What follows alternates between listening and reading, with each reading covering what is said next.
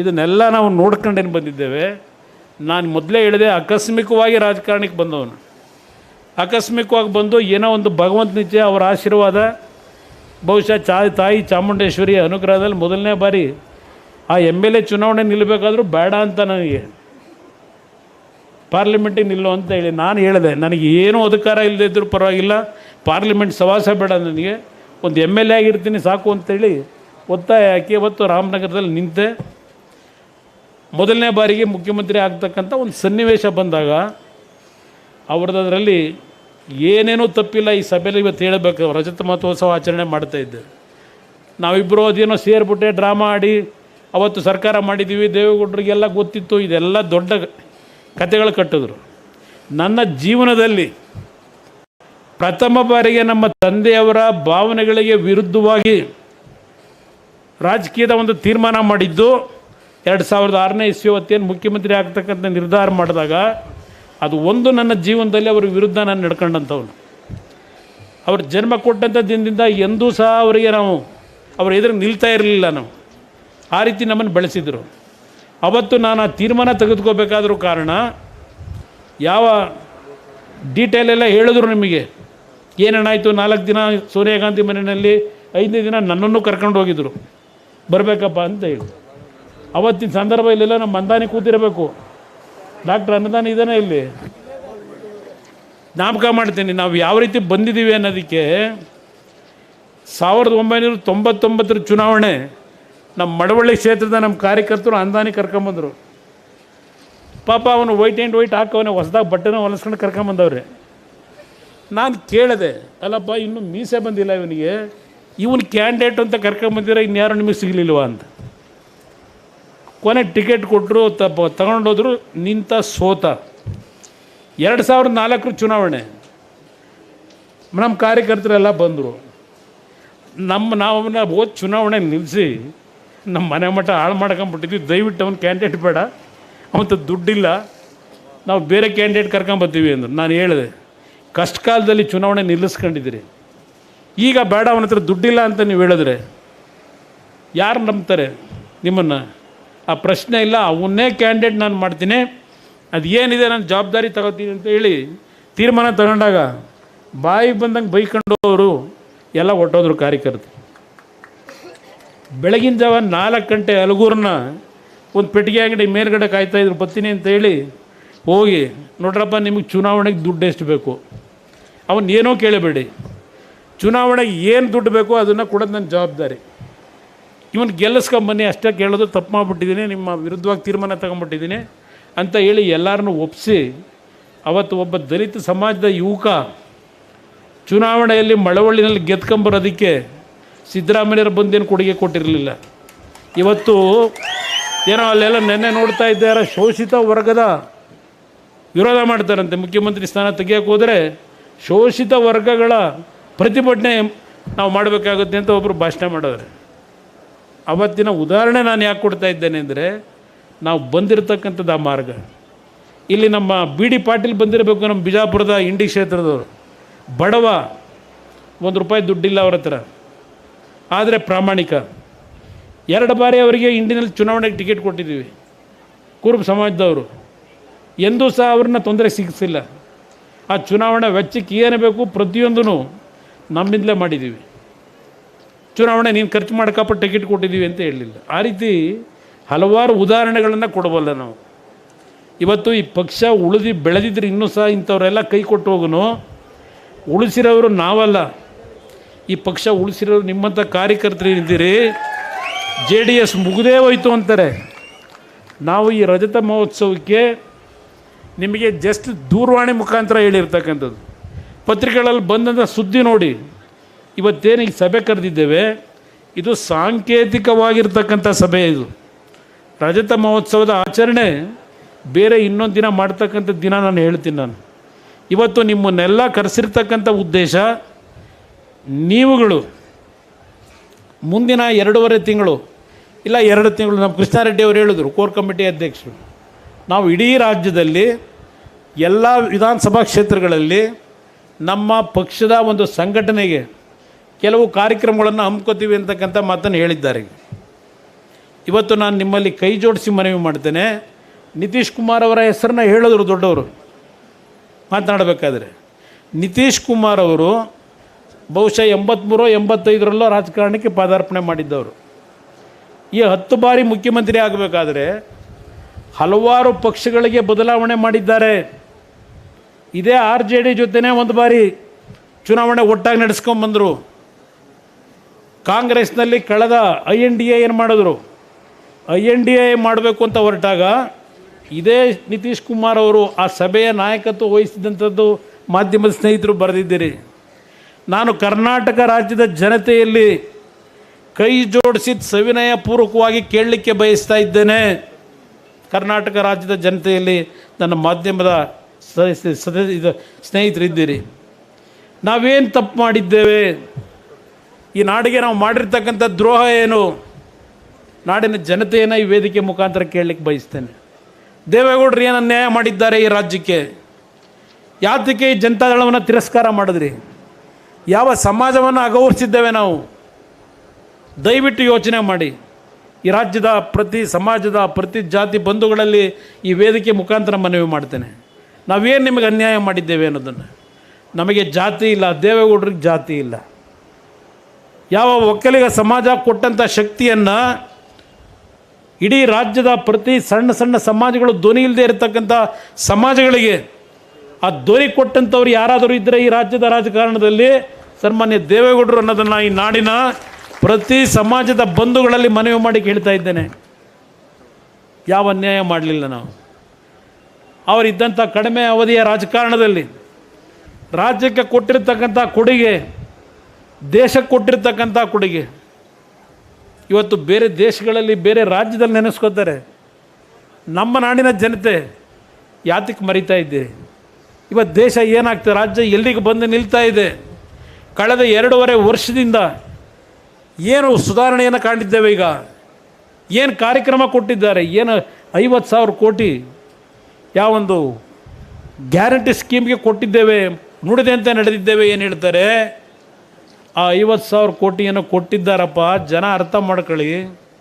ಆ 50,000 ಕೋಟಿಯನ್ನು ಕ್ರೋಢೀಕರಿಸಲಿಕ್ಕೆ ಈ ನಾಡಿನ 7.5 ಕೋಟಿ ಜನತೆಯ ಜೋಬಿಗೆ ಕೈ ಹಾಕಿ ಎಷ್ಟು ದರೋಡೆ ಮಾಡಿದ್ದಾರೆ ಅನ್ನೋದನ್ನು ಏನಾದರೂ ಯೋಚನೆ ಮಾಡಿದ್ದೀರಾ?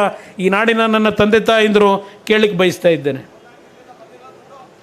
ದುಡ್ಡು ಬರೋದಿರಲಿ, ಇವತ್ತು ಸಂಗ್ರಹ ಮಾಡೋದ್ರಲ್ಲ ಸರ್ಕಾರ ಖಜಾನೆ ತುಂಬಿಸ್ಲಿಕ್ಕೆ ಯಾವ್ಯಾವ ಬಾಪ್ನಲ್ಲಿ ಎಷ್ಟಿಷ್ಟು ಏರಿಕೆ ಮಾಡಿದ್ರು, ರಿಜಿಸ್ಟ್ರೇಷನ್ ವ್ಯಾಲ್ಯೂ ಎಷ್ಟು ಮಾಡಿದ್ರು, ಗೈಡೆನ್ಸ್ ವ್ಯಾಲ್ಯೂ ಎಷ್ಟು ಮಾಡಿದ್ರು, ಇನ್ನು ಮೈಕೈ ನೋವು ಪಟ್ಟು ಅಂತ ಹೇಳಿ ದುಡಿಮೆ ಮಾಡಿ ಸಂಜೆ ಹೋಗ್ದಿರಲ್ಲ ಒಂದು ಕ್ವಾರ್ಟರ್ ಬಾಟ್ಲಿಗೆ, ಅದಕ್ಕೆ ಎಷ್ಟು ಏರಿಕೆ ಮಾಡಿದ್ದಾರೆ. ಬಿ ಖಾತ ಎ ಖಾತ ಅಂತೇಳಿ ಅದೇನು ಕತೆ ನಡೀತಿದೆ. ಈಗ ಅದೆಂಥದ್ದು ಕಸ ಗುಡ್ಸೋಕ್ಕೆ ಅದೆಂಥದ್ದು ಬಾಡಿಗೆ ಕೊಡ್ತಾವ್ರಂತೆ 700 ಕೋಟಿ, 613 ಕೋಟಿ ಎಲ್ಲೆಲ್ಲಿ ದುಡ್ಡು ಹೊಡಿತಾ ಇದ್ದಾರೆ. ಯಾತಕ್ಕೆ ಜನಕ್ಕೆ ಅರ್ಥ ಆಗ್ತಾ ಇಲ್ಲ. ಗುಂಡಿ ಮುಚ್ಚಲಿಲ್ಲ ಅಂತೀರಿ, ಆ ಗುಂಡಿಲಿ ಬಿದ್ದು ಎಷ್ಟು ಜನ ಈಗಾಗಲೇ ತೀರ್ಕೊಂಡಿದ್ದಾರೆ. ನಮ್ಮ ರೈತರು ದಯವಿಟ್ಟು ಯೋಚನೆ ಮಾಡಿ. ಕರ್ನಾಟಕ ರಾಜ್ಯದ ನನ್ನ ರೈತ ಬಂಧುಗಳು ಮೆಕ್ಕೆಜೋಳ ಖರೀದಿ ಕೇಂದ್ರ ಮಾಡಲಿಲ್ಲ ಅಂತೇಳಿ ಸ್ಟ್ರೈಕ್ ಮಾಡಿದ್ರಿ. ಕಬ್ಬು ಬೆಳೆಗಾರರು ಪಾಪ ಕಷ್ಟಪಟ್ಟು ಬೆಳೆದಂಥ ರೈತರು ಟ್ರ್ಯಾಕ್ಟರ್ನಲ್ಲಿ ಕಬ್ಬು ತುಂಬ್ಕೊಂಡು ಹೋದರೆ ಬಾಗಲಕೋಟೆಯಲ್ಲಿ 15-20 ಟ್ರ್ಯಾಕ್ಟರ್ ಬೆಂಕಿ ಇಟ್ರಿ. ಅದು ಯಾರು ಹಾಕಿದ್ದೀರೋ ಗೊತ್ತಿಲ್ಲ. ಇದು ಈ ಸರ್ಕಾರ ನಿಮಗೆ ಕೊಡ್ತಿರೋ ರಕ್ಷಣೆ ಇದು. ಇಂಥ ಸರ್ಕಾರ ಬೇಕಾ ಈ ರಾಜ್ಯಕ್ಕೆ? ಇಷ್ಟು ದಿವಸ ಆಯಿತು, ಹಲವಾರು ರೀತಿಯ ಪ್ರವಾಹದಲ್ಲಿ ಬೆಳೆ ಕಳ್ಕೊಂಡಿದ್ದೀರಿ, ಮನೆ ಕಳ್ಕೊಂಡಿದ್ದೀರಿ. ಏನು ಕೊಟ್ಟಿದ್ದಾರೆ ಈಗ ನಿಮ್ಗೆ? ಇನ್ನೂ ಈಗ ಅರ್ಜಿ ತಗೊಂಡೋಗಿ ಕೊಟ್ಟು ಬಂದವರು ಪ್ರಧಾನಮಂತ್ರಿಗಳಿಗೆ. ಇನ್ನು ಕಾಡು ಪ್ರಾಣಿಗಳು ಗೊತ್ತಣ. ಅದರಿಂದ ಅದಕ್ಕೆ ನಾನು ಹೇಳ್ತಾ ಇದ್ದೇನೆ, ಯೋಚನೆ ಮಾಡಿ. ನಾನು ಈ 2 ಬಾರಿ ಮುಖ್ಯಮಂತ್ರಿ ಆಗಿದ್ದು ಸಂಪೂರ್ಣ ಬಹುಮತದ ಸರ್ಕಾರದಲ್ಲ. ಒಂದು ಬಾರಿ BJP ಜೊತೆ, ಇನ್ನೊಂದು ಬಾರಿ ಕಾಂಗ್ರೆಸ್ ಜೊತೆ ಮಾಡಿದ್ದೇವೆ. ಮೊದಲನೇ ಬಾರಿ ಮುಖ್ಯಮಂತ್ರಿ ಆದಾಗ 20 ತಿಂಗಳಿನಲ್ಲಿ ನಾನು ಮುಖ್ಯಮಂತ್ರಿಯಾಗಿ ದುಡ್ಡೆಷ್ಟು ಮಾಡಬೇಕು ಅಂತ ಯೋಚನೆ ಮಾಡಿದಾನಲ್ಲ, ಆ ಇದ್ದಂಥ 20 ತಿಂಗಳಲ್ಲಿ ಏನು ಕಾರ್ಯಕ್ರಮವನ್ನು ಈ ನಾಡಿನ ಜನತೆ ಕೊಡಬೇಕು ಅಂತ ಹೇಳಿ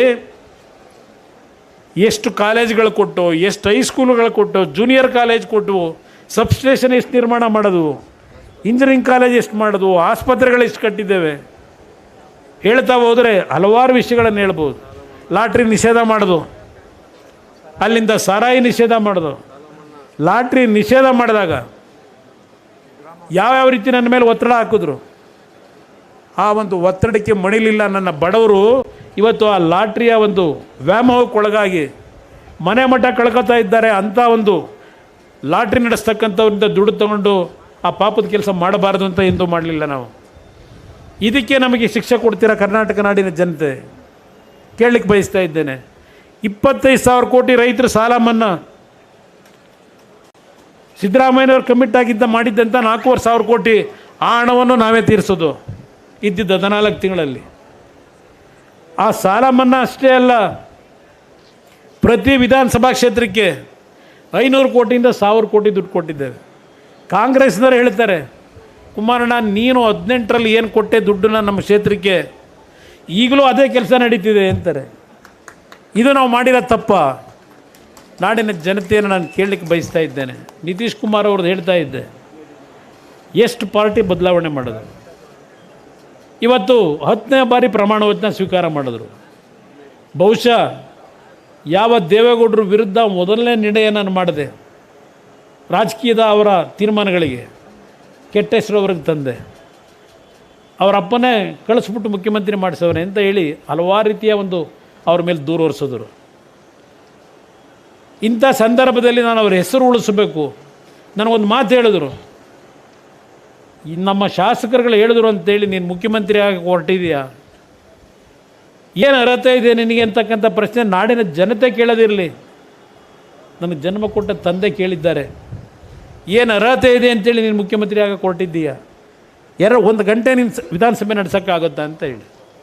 ಯಾಕೆಂದ್ರೆ ನಾನು ಫಸ್ಟ್ ಟೈಮ್ ಗೆದ್ದಾಗ ಕೊನೆಯ ಸೀಟಲ್ಲಿ ಕೂರುವೆ ಎಂದು ಭಾಷಣನೂ ಮಾಡ್ದಾನಲ್ಲ, 173ನೇ ಸೀಟಲ್ಲಿ ಕೂರ್ತಾ ಇದ್ದೆ. ಆ ಪರಿಸ್ಥಿತಿಯಲ್ಲಿ ಇದ್ದವನ್ನ ಮುಖ್ಯಮಂತ್ರಿ ಮಾಡ್ಕೊಂಡು ನಮ್ಮ ಶಾಸಕರು ಅಧಿಕಾರ ಹಸ್ತಾಂತರ ಮಾಡಬೇಕು ಅಂತಲೇ ಇದ್ದಿದ್ದು ನಾನು. ಏಕೆಂದರೆ ಇವತ್ತು ರಜತ ಮಹೋತ್ಸವದ ಆಚರಣೆ ಸಂದರ್ಭ ಸತ್ಯ ಹೇಳ್ತಾ ಇದ್ದೇನೆ. ನನ್ನ ಮಗ ಹೇಳ್ತಾ ದೇವ್ರ ಗುಡಿ ಇದು ಅಂತ ಹೇಳ್ತಾ ಇದ್ದ ಈ ಪಕ್ಷ. ಹೌದು, ದೇವ್ರ ಗುಡಿನೇ ಇದು, ಇಲ್ಲಿ ಹೇಳ್ತಾ ಇದ್ದೇನೆ. ಆದರೆ ಅವತ್ತು ಹಲವಾರು ರೀತಿಯಲ್ಲಿ ಅವ್ರು ಏನೋ ಒಂದು ಭ್ರಮೆ ಕಾಂಗ್ರೆಸ್ನವ್ರ ಬಗ್ಗೆ ದೇವೇಗೌಡರಿಗೆ, ಅವರು ಎಷ್ಟೇ ಅವರಿಗೆ ಬ್ಯಾಕ್ ಸ್ಟ್ಯಾಪ್ ಮಾಡಿದ್ರು ಆ ಕಾಂಗ್ರೆಸ್ ವ್ಯಾಮೋಹ ಅವ್ರಿಗೆ ಹೋಗಿರಲಿಲ್ಲ. ಬಹುಶಃ ಅವ್ರು ಮೊದಲನೇ ಬಾರಿ ಪಕ್ಷೇತರ ಶಾಸಕರಾಗಬೇಕಾದರೂ ದೆಹಲಿಯಿಂದ ಅವರಿಗೆ ಟಿಕೆಟ್ ಅನೌನ್ಸ್ ಆಗುತ್ತೆ 62ರಲ್ಲಿ, ನಾಮಿನೇಷನ್ ಹಾಕಕ್ಕೆ ಹೋಗಬೇಕು. ಆ ಸಂದರ್ಭದಲ್ಲಿ ಅವರ ಹೆಸರನ್ನ ಬದಲಾವಣೆ ಮಾಡಿ ಬೇರೆ ಯಾರನ್ನೋ ಅಭ್ಯರ್ಥಿ ಮಾಡಿದರು. ಆಗ ಅವರ ಅಭಿಮಾನಿಗಳು ಫೋರ್ಸ್ ಮಾಡಿ ಪಕ್ಷೇತರ ಅಭ್ಯರ್ಥಿ ನಿಲ್ಲಿಸಿದ್ರು. ಅಲ್ಲಿಂದಲೇ ಪೆಟ್ಟು ತಿನ್ಕೊಂಬಂದಿದ್ದಾರೆ ಅವರು. ಕಾಂಗ್ರೆಸ್ನ ನಡವಳಿಕೆ ನೋಡಿದ್ದಾರೆ. ಆದರೂ ಸಹ ಇರೋ ಜಾತ್ಯತೀತ ಸೆಕ್ಯುಲರ್ ಫೋರ್ಸು ಒಟ್ಟಾಗಿರಬೇಕು ಈ ದೇಶದಲ್ಲಿ. ಭಾಷಣ ಮಾಡ್ತಾರೆ. ಆ ಒಂದು ವ್ಯಾಮೋಹ ದೇವೇಗೌಡರು ತೆಗೆದುಕೊಂಡಂಥ ಹಲವಾರು ನಿರ್ಧಾರಗಳು, ಆ ವ್ಯಾಮೋಹದಲ್ಲಿ ಅವ್ರಿಗೆ ತೊಂದರೆ ಆಗಿಲ್ಲ. ಅವರೇನು ರಾಜಕೀಯ ಎಂದು ಅಧಿಕಾರ ಬಯಸಿ ಹೋದವರಲ್ಲ. ಆದರೆ ಅವರು ಅಧಿಕಾರದಲ್ಲಿ ಇದ್ದಿದ್ದರೆ ಇನ್ನು ಯಾವ್ಯಾವ ರೀತಿಯ ಒಂದು ಕಾರ್ಯಕ್ರಮಗಳಿಗೆ ಒಂದು ಬಡವರಿಗೆ ಅನುಕೂಲಗಳಾಗ್ತಿತ್ತು, ಅದು ಇವತ್ತು ನಷ್ಟ ಆಯಿತು. ನಾನು ಹಲವಾರು ಸತ್ಯಗಳನ್ನು ನಿಮ್ಮ ಮುಂದೆ ಹೇಳಲಿಕ್ಕಾಗೋದಿಲ್ಲ ಈ ಸಭೆ ಒಳಗೆ. ಹಲವಾರು ರೀತಿಯ ಅನುಭವಗಳಿದ್ದಾವೆ ನನಗೆ, ಆದರೆ ಹೇಳಲಿಕ್ಕೆ ಹೋಗೋದಿಲ್ಲ. ಈಗ ಒಂದು ನನ್ನ ಕಾರ್ಯಕರ್ತರಿಗೆ ಮನವಿ ಮಾಡೋದು, ದೇವೇಗೌಡರು ಹೇಳಿದ್ರು, ಇನ್ನು ಮುಂದಕ್ಕೆ ಎಂದೂ ಸಹ ನಾವು ಯಾವುದೇ ಚುನಾವಣೆಗಳು ನಡೆಸಿದ್ರೂ NDA ಜೊತೆಯಲ್ಲೇ ನಡೆಸ್ತೀವಿ ಅಂತಕ್ಕಂಥ ಮಾತು ಹೇಳಿದ್ದಾರೆ. ಅದಕ್ಕೆ ನನ್ನ ಸಹಮತವೂ ಇದೆ. ಇವತ್ತು ನಾನು NDA ಜೊತೆ ಅಲಯನ್ಸ್ ಮಾಡ್ಕೋಬೇಕಾದ್ರೆ ಕೊನೆಯ ಹಂತದಲ್ಲಿ ಕಾಂಗ್ರೆಸ್ನವ್ರು ನಡ್ಕೊಂಡಂಥ ರೀತಿಯಿಂದ ದೇವೇಗೌಡರು ಅಂತಿಮವಾಗಿ ನನಗೆ ಸಂಪೂರ್ಣವಾದಂಥ ಆಶೀರ್ವಾದ ಮಾಡೋದು. ಆದ್ದರಿಂದ ನೆಮ್ಮದಿಯಲ್ಲಿದ್ದೇನೆ. ಇವತ್ತು ನಿಮ್ಗೆ ಹೇಳಬೇಕು ಅನ್ನೋದಾದರೆ, ಯಾವ ಕಾಂಗ್ರೆಸ್ ನಾಯಕರುಗಳು ಹೇಳ್ತಾರೆ ದೇವೇಗೌಡರ ಬಗ್ಗೆ, ನರೇಂದ್ರ ಮೋದಿ ಅವರು 18ನೇ ಇಸ್ವಿನಲ್ಲಿ ನಾನು ಏನು ಕಾಂಗ್ರೆಸ್ ಜೊತೆಗೂಡಿ ಸರ್ಕಾರ ಮಾಡಿದ್ವು, 1.5 ಗಂಟೆ ನನಗೆ ಅಡ್ವೈಸ್ ಮಾಡಿದ್ರು. ಬೇಡ, ತಪ್ಪು ಮಾಡ್ಕೋತಾ ಇದೆಯಾ, ಈ ದೇಶದ ಪ್ರಧಾನಮಂತ್ರಿ ನಿನಗೆ ಗೋಲ್ಡನ್ ಪ್ಲೇಟ್ನಲ್ಲಿ ಆಫರ್ ಕೊಡ್ತಾ ಇದ್ದೇನೆ, ದಯವಿಟ್ಟು ರಾಜೀನಾಮೆ ಕೊಡು, ಮತ್ತೆ ಹೊಸದಾಗಿ ಓದ್ತೋಗ ಅಂತ ಹೇಳಿ.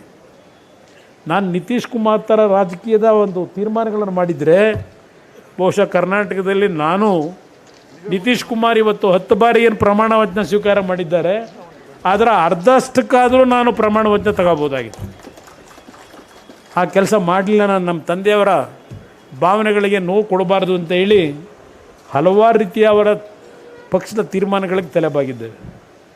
ಇವತ್ತು ಈ ಕಾರ್ಯಕ್ರಮದಲ್ಲಿ ನನ್ನ ಕಾರ್ಯಕರ್ತರಿಗೆ ಹೇಳ್ತೀನಿ, ನೀವು ದುಡಿಮೆ ಮಾಡಿದ್ರೆ ಇವತ್ತಿನ ಈ ಕಾಂಗ್ರೆಸ್ ಸರ್ಕಾರದ ನಡವಳಿಕೆ ದೇವೇಗೌಡರು ಹೇಳಿದ್ರು 28ರವರೆಗೆ ಇರಲಿ ಅಂತ ಹೇಳಿ. ಇರಲಿ ಪಾಪ, ಸಂತೋಷವಾಗಿ ಇರಲಿ 28ರವರೆಗೂ, ನಮ್ಮದೇನು ಅಬ್ಜೆಕ್ಷನ್ ಇಲ್ಲ.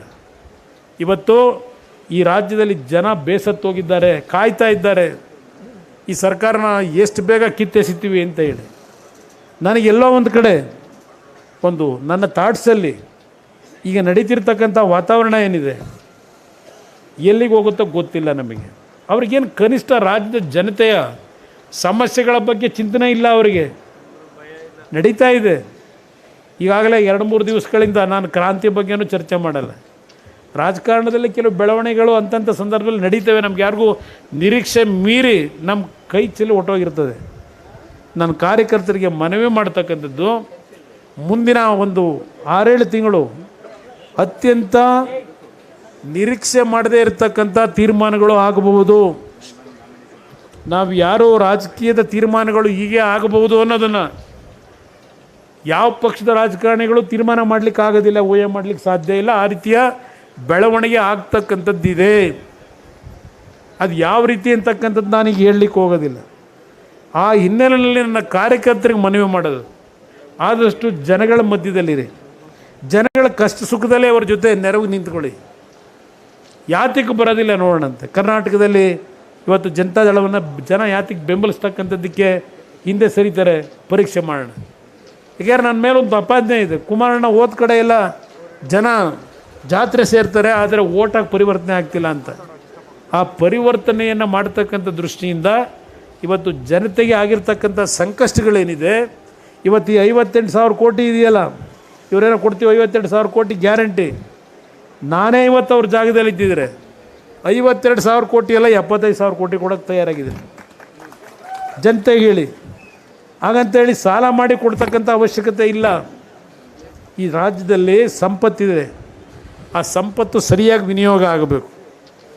ಇವತ್ತು ನಮ್ಮ ಕಾರ್ಯಕ್ರಮಗಳು 5 ಕಾರ್ಯಕ್ರಮ ನಾನು ಇಟ್ಟಂಥ ಉದ್ದೇಶ, ಕಳೆದ ಚುನಾವಣೆಯಲ್ಲಿ ಜನತೆ ಮುಂದೆ ಇಟ್ಟಂಥ ಉದ್ದೇಶ, ಇವತ್ತು ಪ್ರತಿ ಬಡ ಕುಟುಂಬದ ಮಕ್ಕಳು ಯಾವ ದೊಡ್ಡ ಕಾನ್ವೆಂಟ್ಗಳಿಗೆ ಹೋಗ್ತಾರೆ, 2 ಲಕ್ಷ 3 ಲಕ್ಷ 5 ಲಕ್ಷ ಡೊನೇಷನ್ ಕಟ್ಟಿ ಆ ರೀತಿಯ ಶಿಕ್ಷಣವನ್ನು ಈ ರಾಜ್ಯದ ಒಬ್ಬ ಕಡು ಬಡವ 2 ಹೊತ್ತಿನ ಅನ್ನಕ್ಕೆ ಗತಿ ಇಲ್ಲದೆ ಇರತಕ್ಕಂಥ ಕುಟುಂಬದ ಮಕ್ಕಳು ಅಂಥ ಒಂದು ಶಿಕ್ಷಣವನ್ನು ಪಡಿಬೇಕು ಅಂತಕ್ಕಂಥದ್ದು ನಮ್ಮ ಪಕ್ಷದ ಕಾರ್ಯಕ್ರಮ.